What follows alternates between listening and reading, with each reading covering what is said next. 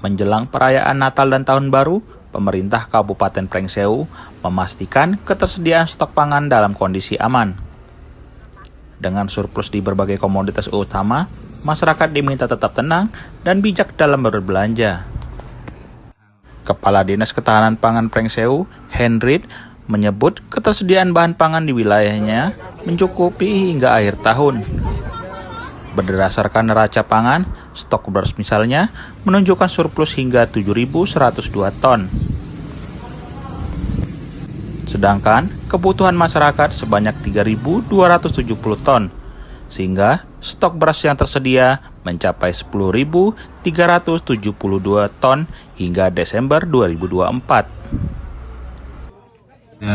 Umumnya ketersediaan stok pangan ya, di Kabupaten Pringsewu menjelang Natal